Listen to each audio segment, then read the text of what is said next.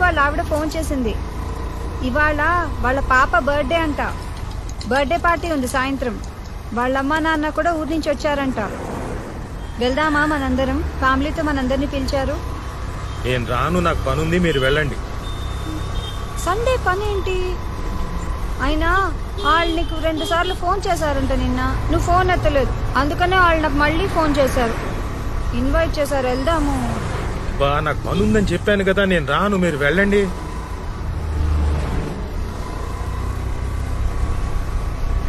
దిలీప్ వాళ్ళ నాన్న నిన్ను చూడాలంటున్నారంట. అయినా నాకు అర్థం కాదు, ఎక్కడికైనా అనేసరికి ప్యాంట్ ఎగేసుకుని తయారవుతావు, కానీ ఇక్కడికి వెళ్దామంటావు, ఎప్పుడు వద్దంటావు. అసలు ఏంటి నీ ప్రాబ్లం? బా అలాంటిది ఏం లేదు. దిలీప్ నాకు ఫోన్ చేశాడు, వాళ్ళ పేరెంట్స్ వస్తున్నారని చెప్పాడు కూడా. నాకు నిజంగానే పనుంది, మీరు వెళ్ళండి, ఓకేనా?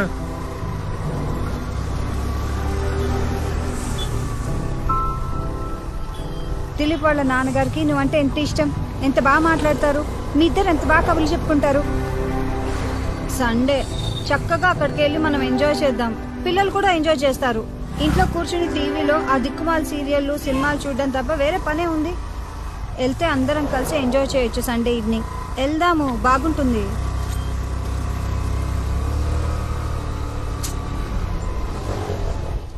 నిన్నే వెళ్దాం. ఏంటి మాట్లాడు?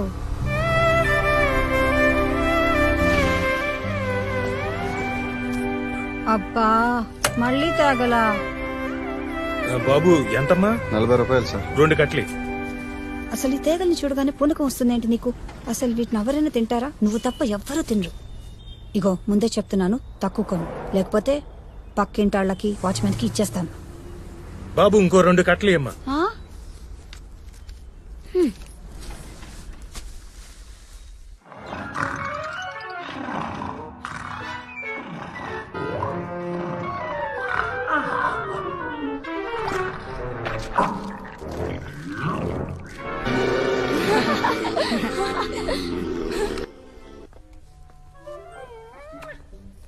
6 కట్టలు.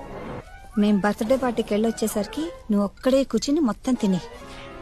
నీకు తాగాలంటే ఇష్టం కదా, నేను వంట ఉండను, ఒక్కడవే కూర్చుని ఊరేగు.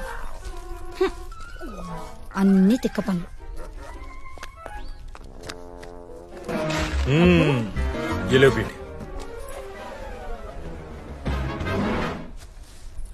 ఏలో బేటా. అబ్బా నాకు ఈ వాసనే నచ్చదు, మళ్ళీ తెచ్చావా? తినరా.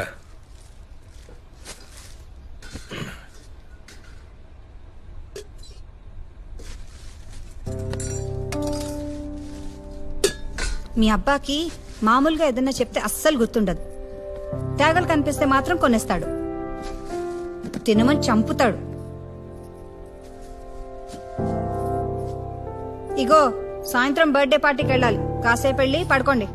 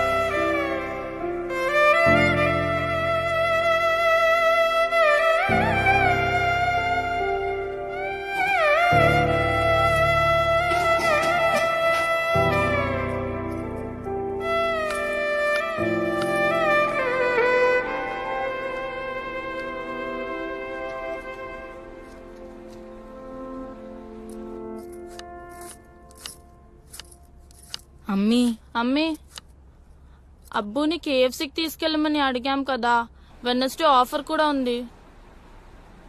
కేఎఫ్సీ ఏం లేదు, ఇవాళ మంచి బర్త్డే పార్టీ ఉంది. మీ అబ్బు రానంటున్నాడు, వెళ్ళి అడగండి. సరే. అయ్యో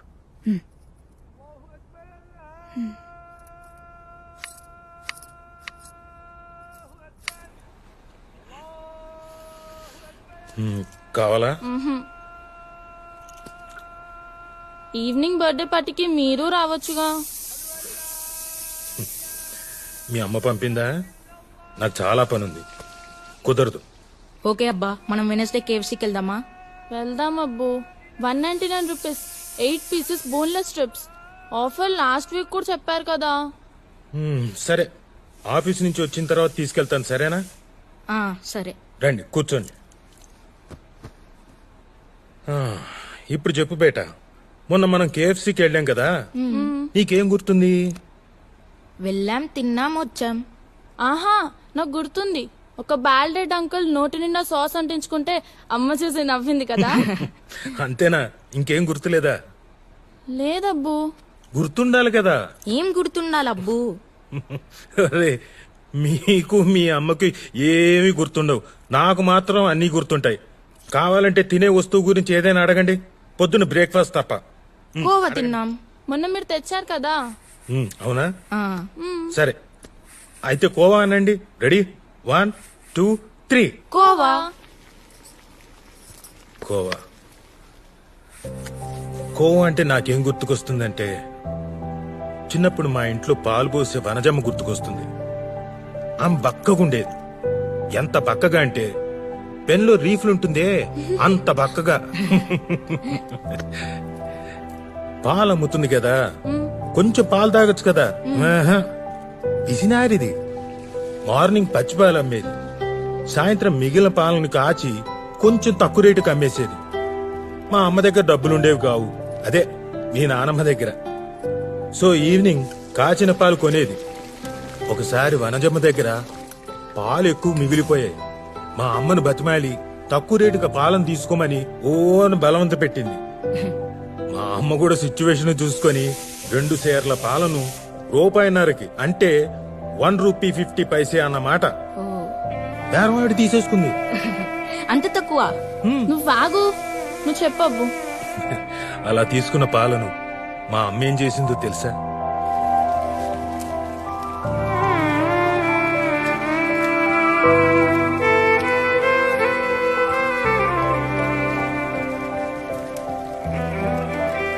నన్ను, అన్నయ్యను, అక్కని, చెల్లిని పొయ్యి చుట్టూ కూర్చోబెట్టుకొని ఆ మాట ఈ మాట చెప్తూ పాలు మరిగిస్తూ కొంచెం కొంచెం చక్కెర పోసి ఆ రాత్రి పాలకోవ చేసింది. మా ఇంట్లో పొయ్యిలోకి వాడుకోవడానికి కొబ్బరి చెప్పులుండేవి. అందులోంచి 4 కొబ్బరి చెప్పులు శుభ్రం చేసి మా నలుగురికి చెప్పలో పాలకోవ కొంచెం కొంచెం వేసింది. అబ్బా, ఆహా ఆహా, ఆ రాత్రి మేమందరం ఆ కోవాని వేలుతో కొంచెం నాకి తింటూ ఎప్పుడైపోతుందో అని భయపడుతూ నిద్ర వచ్చేంత వరకు తిన్నాం. కోవా అంటే నాకు అది గుర్తుకొస్తుంది. అయిపోయిందా? ఇంకేదైనా అడుగు. నేను అడుగుతా. యాపిల్. యాపిల్ అంటే కాస్ట్లీ. అసలు ఒక్కసారి కూడా మా ఇంట్లో యాపిల్ తీసుకొచ్చేవాళ్ళు కాదు.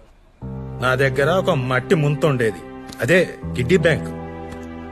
అమ్మిచ్చే 10 పైసలు. ఎప్పుడైనా చుట్టాలు ఇంటికి వచ్చినప్పుడు వాళ్ళిచ్చే డబ్బుల్ని ఆ డిబ్బీలో దాచుకునేవాళ్ళం. డిసెంబర్ 31 వస్తే ఆ ముంతను పగలగొట్టేవాణ్ణి. జనవరి 1 ఉదయాన్నే బజారుకు వెళ్లి ఒక యాపిల్ కొనేవాణ్ణి, ఒక గ్రీటింగ్ కార్డు కొనేవాణ్ణి. ఆ యాపిల్ ని ఓ రంగు కాగితంలో చుట్టి దారం కట్టి ప్యాక్ చేసేవాణ్ణి. గ్రీటింగ్ కార్డు మీద మా అక్కతో శుభ్రంగా నీట్ గా గ్రీటింగ్స్ రాయించేవాణ్ణి. మా అక్క రైటింగు ముత్యాల్లాగా గుండ్రంగా అందంగా ఉండేది. ఆ యాపిల్ ను, గ్రీటింగ్ కార్డ్ ని నాకు బాగా ఇష్టమైన మా రమాదేవి టీచర్ దగ్గరికి తీసుకెళ్లి ఇచ్చేవాణ్ణి. హ్యాపీ న్యూ ఇయర్ విషెస్ చెప్పేవాణ్ణి. మా టీచర్ నాకు షేక్ హ్యాండ్ ఇచ్చి, ఇదిగో ఇలా దగ్గరకు తీసుకొని తలనేమిరేది. ఒకసారి ఆవిడ నాకు లిఫ్కో డిక్షనరీ ఇచ్చింది, అది ఇప్పటికీ నా దగ్గరే ఉంది. యాపిల్ ని చూస్తే, యాపిల్ ని తింటే నాకు మా రమాదేవి టీచరే గుర్తుకొస్తుంది. ఇంకేమైనా అడగాలంటే అడగండి. నేను అడుగుతా. ఈసారి నేను అడుగుతాను. అడుగు బేటా, ఉదయనా?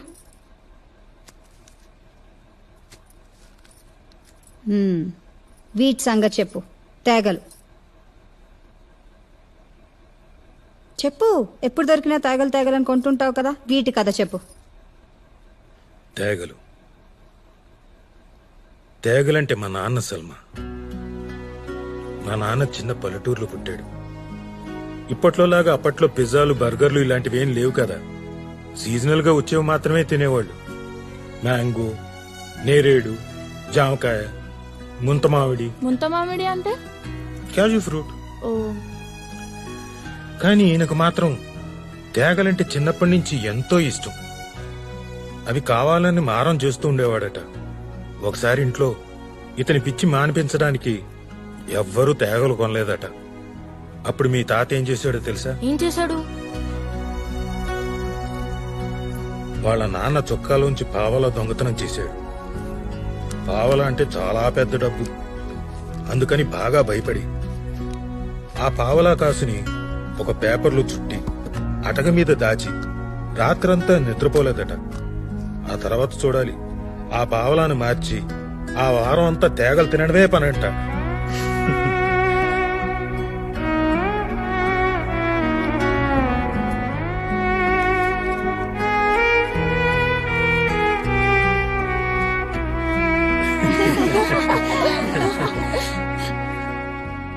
ఇది మా అందరికీ ఎప్పుడూ చెప్పి నవ్వించేవారు.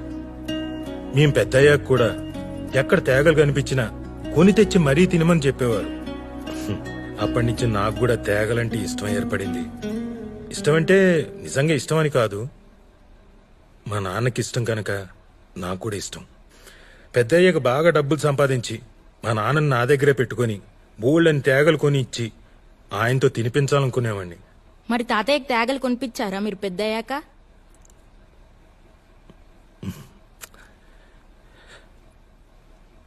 లేడుగా ఆయన. మేము స్కూల్లో ఉన్నప్పుడే అల్లా దగ్గరికి వెళ్ళిపోయాడు. మళ్ళీ రాలేదు.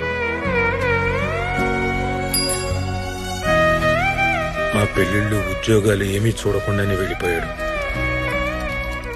ఒకరోజు బజార్ నుండి వచ్చి సంచి పడేసి కాళ్ళు కడుక్కొని కుర్చీలో కూర్చున్నాడు.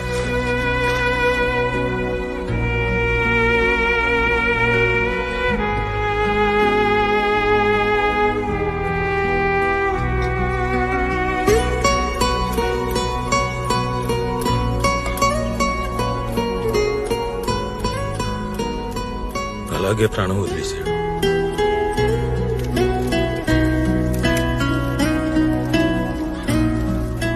తర్వాత ఎవరో సంచి చూసి చెప్పారు, అందులో తేగలున్నాయట.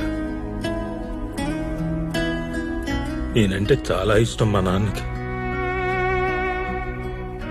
నేనంటే ఇష్టం అంటే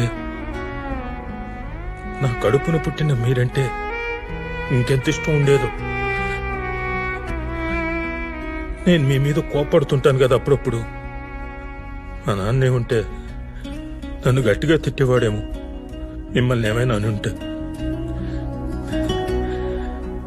నేనెవరి మాట వినను కదా, మీ అమ్మ మాట కూడా. కానీ ఆయన మాట వింటాను. ఎరా పిల్లల్ని తిడతావా వెధవా అంటే లోపలికి వెళ్లి మీ అమ్మ వెనకాల దాక్కుందాం అనుకున్నాను. చాలా అనుకున్నాను, ఇలా చాలా అనుకున్నాను. ఇప్పుడు తేగలున్నాయి, కానీ మా నాన్న లేడు.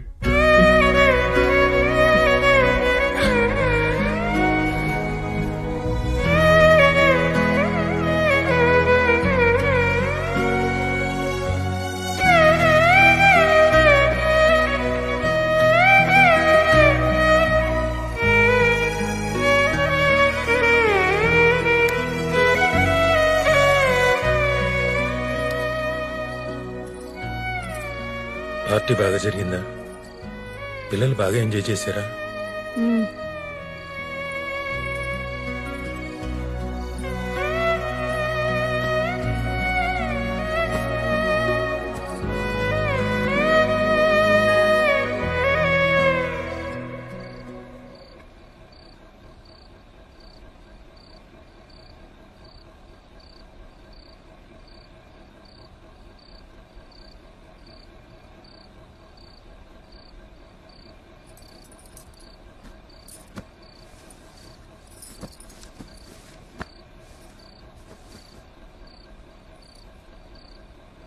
నువ్వు దిలీప్ వాళ్ళ ఇంటికి ఎందుకు రాలేదో నాకు అర్థమైంది.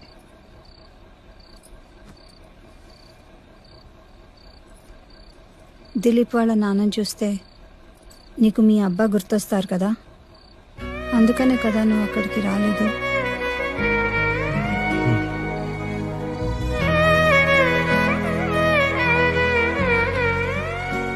రేపు తేగలు తీసుకురా, నేను తింటాను, సరేనా? రోజు తీసుకురా.